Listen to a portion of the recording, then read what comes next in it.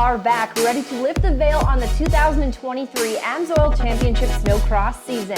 This is the AMSOIL Championship Snowcross season preview show brought to you by our friends at Kirk.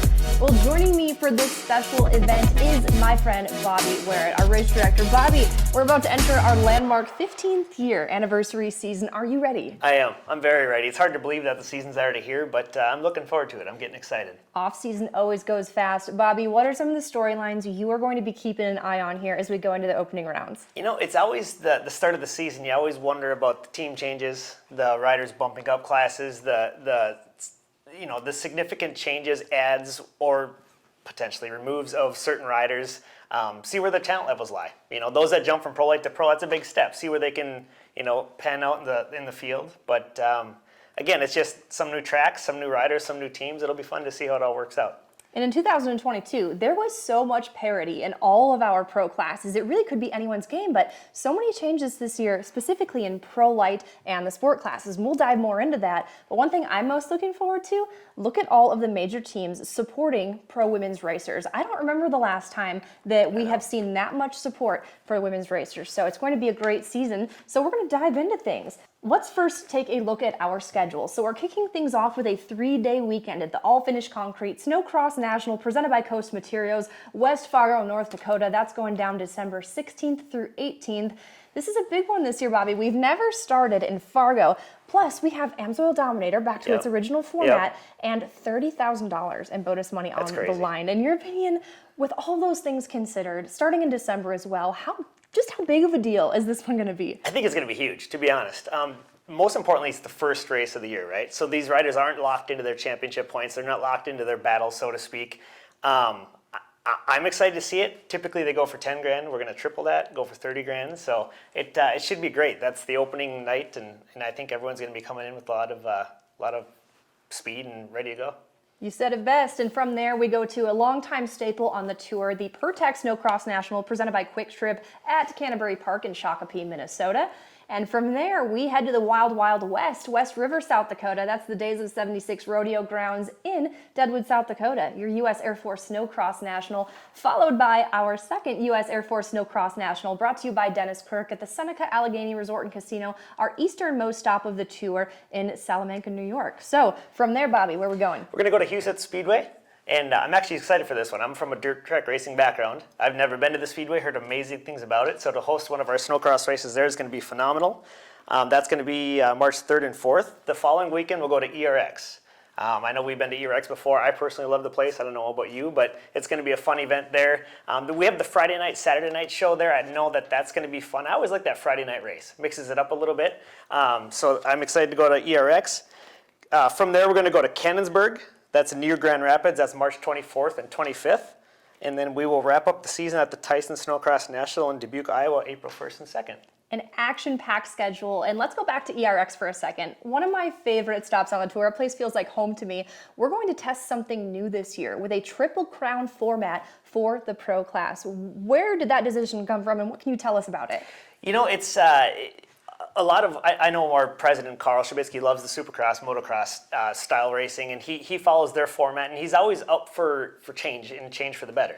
And we've talked about the Triple Crown with other race directors and the higher-ups of the sport, and I think it'd be fun to incorporate that into the snowcross. You know, we always have that, the practice, the qualifying, the round one, the one final, but to have 3 in one night, the mindsets are going to be, I think, a whole different ballgame for these riders. Now, this is going to really shake things up, and I like the point at which it's happening in the schedule. Towards the end of the season, everyone starts to fall into a routine. It's going to spice things up for the better, mark my words. Exactly. So I can't wait to see how that pans out. So on that same topic of ERX, the snow bikes are also going to have a Triple Crown of their own this year. So snow bikes are racing in only 3 events. That is going to be at Canterbury Park, ERX Motor Park, and Cannonsburg Ski Area. So also changes for this year. In addition to the snow bike change, we are going to start 20 riders in the final, except for Deadwood in New York on the smaller tracks. That's going to be the traditional 15. So tell us more about that change, Bobby. Yeah, that's a change coming into this year. And, with the 20 riders, obviously that's 5 more than the normal. We're excited to give those riders opportunities. They all pay the same price. They all travel a long distance, put in the hard work, blood, sweat, and tears. And the fact that we can offer 5 more positions for those riders is going to be huge, I think. Now that in mind, we also have to keep the safety part of it because we know that's obviously a contender out there. But with these bigger tracks, we can set it up so that there's room for those riders, and it won't create any chaos hopefully out there. And like you had said, New York and Deadwood, because of the layout, it's a shorter track, smaller, tighter area. We won't do the 20, we'll do the traditional 15. And another change I'm excited about in the day-to-day schedule is that we're going to have a schedule change. We're going to start later on Fridays, and it's going to put more of an emphasis on the pro classes during the night show. But overall, if my math is correct, it's going to give each class, every single class, more time on track. Yes, exactly. And that's the goal. Again, we want to give as much track time as we possibly can, and that's important. And as far as the night show, focusing it on the pro light, the pro, throw the pro women in there, the pro plus, I think it's going to be a highlighted evening show, and we'll lead up to that with all of our sport light, and others throughout the day. Well, without further ado, let's move on to the PerTech rundown of our AMSOIL Pro class. So let's dive in, Bobby. We're going to run through the list, and then we'll dive into it. Narsa, he's coming out of retirement with start that from the top with the introduction to the class. Now, without further ado, we've talked about the overall changes this season. Now, let's get down to the nitty-gritty. Let's start out with the AMSOIL Pro Class rundown brought to you by PerTech. We're going to run through the list here. First off, biggest news of the offseason, Peter Narsa is back, and he's racing for Skogquist Race Team Skidoo, a brand new startup team, and I'm willing to bet coming out of the gate this year, they're going to be bringing the heat. Yeah, absolutely. I'm really excited for Peter. I've always liked him. He's always been a great racer. Alan Skogquist and the Skogquist Race Team, he's a great guy. They've got it. I think they got a good thing going, and I'm excited to see how it pans out for him.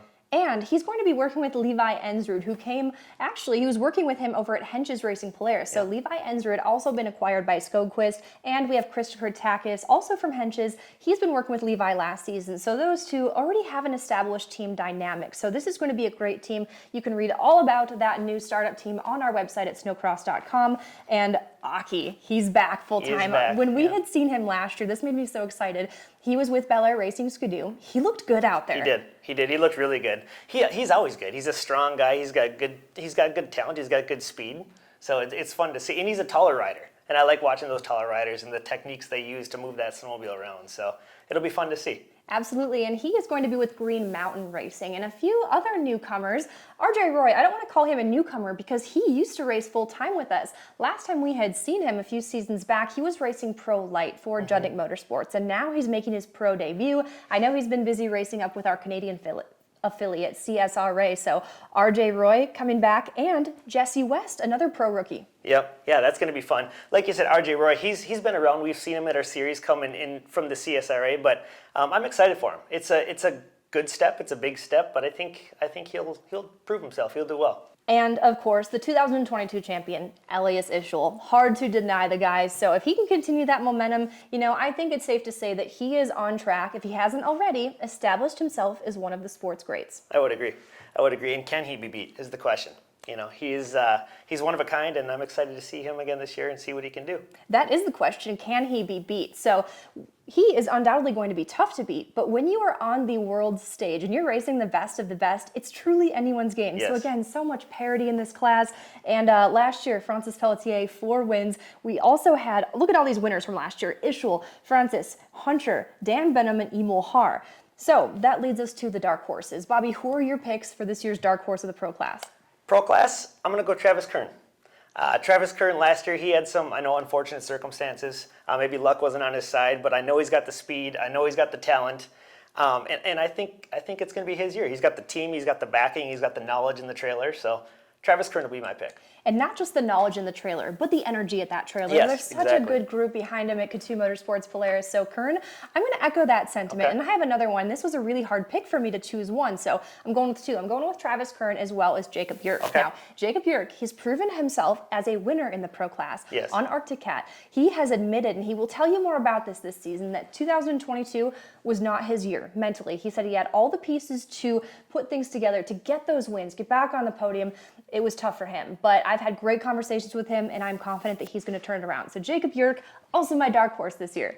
And now the Pro Light preview brought to you by Stud Boy Traction. So what do we got here, Bobby? We have so many moves being made over the offseason for the Pro Light division. Let's start out with Jeremy Beaulieu. He's going to 1-3 Motorsports. Yes, when 1-3 Motorsports, I feel like they made a lot of big changes, Jeremy being one of them, and I think it's a good move. You know, I'm excited to see how he can do over here in the U.S., and he'll support that 1-3 team well, I'm sure. One of the Canadian riders out of Quebec, and I remember last time I had seen him here, I had interviewed him on the podium. This was 2020 in New York, which typically gains us a lot of new Quebec racers who don't race full-time with us. And at that time, he was racing amateur classes, a few of them, and I remember interviewing him 2 or 3 times in a row that weekend at multiple occasions. So he has such a strong amateur career, so I know he's going to come out swinging in Pro Light. He is, of course, teammates with Moline Coutu as well as Cale Firth. And now rookies this year. Eric Downs. Eric Downs with Frandsen Racing. Now, Frandsen Racing, they've been around for a long time. Again, knowledge in the trailer, great people, great team. Eric's been a top-notch sport rider, I think, for the years he's been in there. And it's going to be a jump for him, but I think he's got the talent, and I think he's got the speed to do well in that class. Really excited about the program they have together at Frandsen Racing, and a few more rookies this season coming over with Woody's Racing Arctic Cat, Oscar England as well. We have Topi Posty, who's coming over with Green Mountain Racing. And Bobby, some of the biggest news of the offseason as well. New team, including some familiar faces. Yes, Gary Boss with Boss Racing, along with True North Motorsports, is going to be joining up with Dylan Rose and Trent Whitwer, and they'll be in Arctic Cat this year, so it'll be fun to see them back. I'm really excited about this move for Trent Whitwer. So Trent, he's gained the experience in the pro class and he's struggled a little bit, let's be honest. So This move for him, I couldn't be more excited because last time we had seen him in Pro Light, he kicked butt. Yes, and he did. He's been plagued with injuries over the last 2 years, so I can't wait to see what Trent Whitwer brings to the table. I know it's going to be good, and I am so thankful to see Boss Racing back in the game as well. Of course, they don't need an introduction. They have a long-standing winning history in the sport of snowmobile racing. So welcome back, Boss Racing and True North Motorsports. And from there, just recently coming out this week, Dominic Hegman and Krajicek Racing have parted ways. Dominic Hegman was going to be making his Pro Light rookie debut, but now he has made the decision to go back to the sport class. So I'm also excited for him in the sport class. He kicked butt last year, and I think he's poised to do it again. You know, he was a strong sport runner. He definitely had some luck, an unfortunate injury at the end of the season, I know, for him, but you know, I think he's going to be tough. And that move back, I know mentally it might be hard to go from Pro Light to Pro Light to sport, but I think it's going to be a good move for him. Another year to get everything developed in the sport class. He has a long career ahead of him. For sure. And his Pro Light career is going to be fantastic. So we'll see what this year has in store for Dominic Hegman, and we wish him all the best.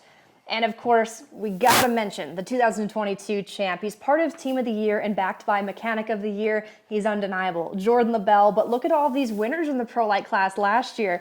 We have LaBelle, Marcus Ogamar, Riley Bester, Evan Christian, and Nick Lorenz. So, picks for the dark horse, Bobby. Dark horse, you know, I think this year in the Pro Light for the dark horse, I would go with Whitwer, actually. Again, he went from the pro ranks to the Pro Light, took a step down, and I think it's mentally for him, I think it's going to be better. I think he'll be more competitive in that class, and I think he's going to have a couple results that are going to surprise us this year.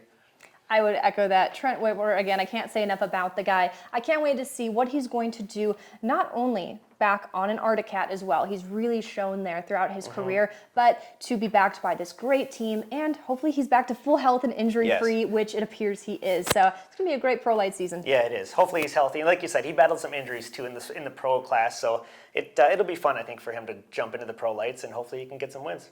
Let's talk about the ladies. Pro Women preview brought to you by FXR. A lot of changes here as well. So, Tasha Lang, she is back out of retirement. She came back last year at ERX, and she looked great. Didn't take her long to get up to speed, so Tasha Lang back this year. I'm excited for Tasha. You know, she's on a Skidoo, so new brand, but she's always been tough. And her personality, her mentality, you know, she's always so positive.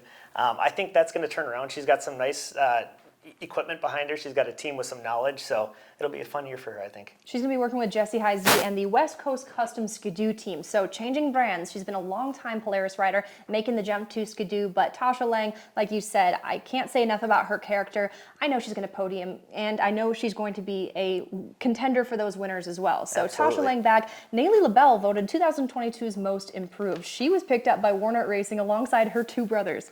Look at the last name.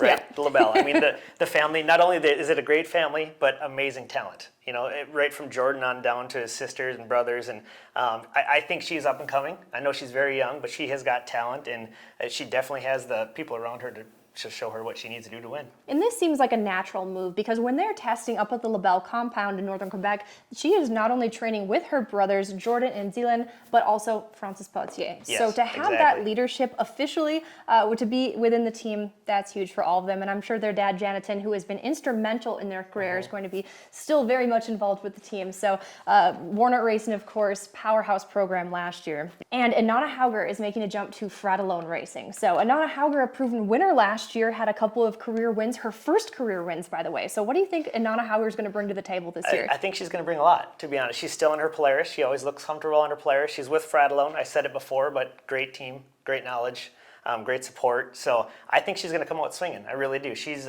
she puts in the work. She trains hard, I know, and she's dedicated. So I'm excited to see what she does. The preliminary racer count, this is a few weeks old, by the way. This is about 3 or 4 weeks old. 17 racers pre-registered for this season. We're yet to take our official tally, but Bobby, you've been here for a number of seasons, not to date you here, but how long have you been with the series? Right around 11 or 12 years. 11 or 12 years? Yeah, if I can, I'm guessing, but I think around there. When is the last time you had seen this many pro women racers? Not only that, but how many women are being backed by the major teams? I don't know that I have, to be honest. I know years ago when I watched it, probably back in the 90s, there was probably that support with the pro women. But it's been a long time. And it was unfortunate because you didn't know which direction it was heading. But to see 17 riders, and not only 17 riders, but 17 well-backed riders, it's big. It's big for the sport, for sure. There's a stiff competition there, and you know what? The future looks bright. You look at the junior girls 9 to 13, you have Kendall Rose and all these young women in that class that are out there crushing it. Yep. I can't wait to see what's going to happen in this class in years to come. Exactly. Not only that, but the pro women class, of those 17, how many are 18 and younger? I mean, quite a few. So like you said, a lot of room for succession in that pro women's class. And making the jump up to the pro women's class this year, Cicely Bernache. She's going to be coming out swinging. She was so consistently on the podium in the junior girls class. And we got to mention our champ, Malene Coutu. What do you have to say about the number 93? Can she be beat? I've said that several times tonight already. But again, she's one of those. You talk to her, you can just tell how driven she is. She wants to. If she's not winning, she's losing. You know, second place, third place, she doesn't want that. So she's so talented, so unbelievably talented, and I know she's got the right team behind her to back her, and I'm excited to see what she can do. And I think she's, without mechanical or anything like that, I think she's going to be hard to beat. And last year, the last few seasons, she's been backed by Bel Air Racing. Now, Bel Air Racing has always put together a bad, fast sled. Also last year, we had seen what Aki had done on that program. So now this year, getting picked up by 1-3 Motorsports, I am additionally, I am so optimistic. Why is that? Because they put a great program, of course, led by Jake DeSilva and Lincoln Lemieux. Yeah. But just seeing what they've had going preseason with testing and everything, it's good energy. It's a great sled. We know that. So sure. Malene Coutu, going to be tough to beat as well. I would agree. 2022 winners included, of course, Malene Coutu, Inanna Hauger, and Taven Woody. Picks for the dark horse. Dark horse, for me this year, Tasha Lang.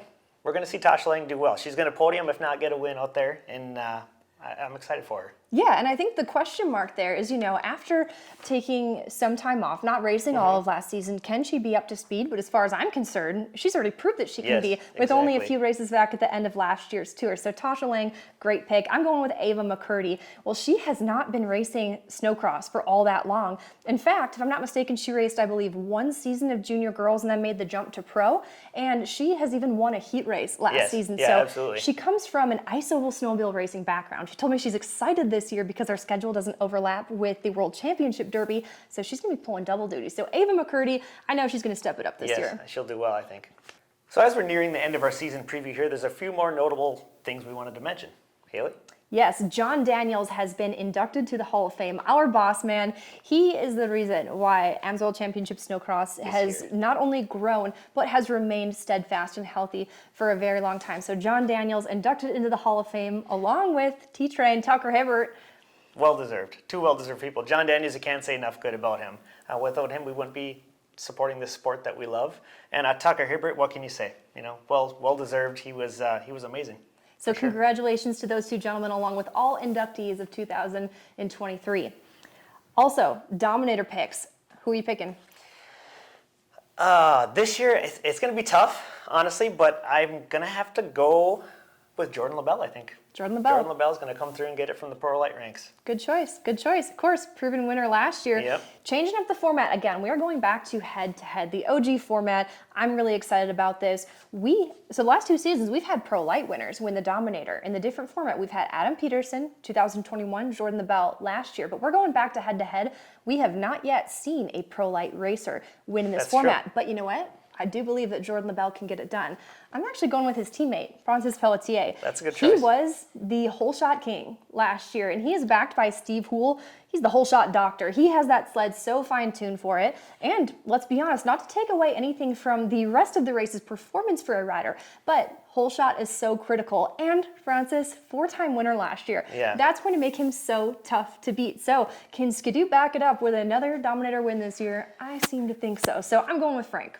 You know, and I like that actually, the way you say the hole shots, and Frank's obviously great at hole shots, but with the shortened version that we're back to, the original Dominator, it's all about the hole shot. You know, and it could be one hiccup on that first turn, and next thing you know, I like that it's going to be that short dash. You know, anything could happen. But yeah, I like Frank. I can go with that too. That does it for the 2023 edition of the AMSOIL Championship Snowcross Season Preview Show, brought to you by Dennis Kirk. I can't wait to get things started. Thank you so much for tuning in, and really the growth of this sport we're seeing, Bobby. We thank you for your contribution to that. If you're tuning in, if you're racing, if you are a fan from afar or attending the races, whatever you are doing to engage with the sport, I'm telling you, it's working and we appreciate it. So if you want to be part of the action again this year, you can find tickets and event information at snowcross.com. If you want to watch live, you can do that on the Flow Racing Network with a subscription. With that, you're getting live coverage of all of our events. You are getting on-demand highlights, exclusive content, and more. Also, you can tune in at a later date on the CBS Sports Network. Be sure to follow along with all of our social media for highlights, content, and more. Bobby, what do you have to say to these fans? Well, first of all, thank you for having me. I appreciate that. It's been fun. To you fans, we can't thank you enough. We appreciate each and every one of you, and we look forward to seeing you all this season. Thank you so much once again for tuning into the 2023 AMSOIL Championship Snowcross Season Preview Show, brought to you by Dennis Kirk. We'll see you this season.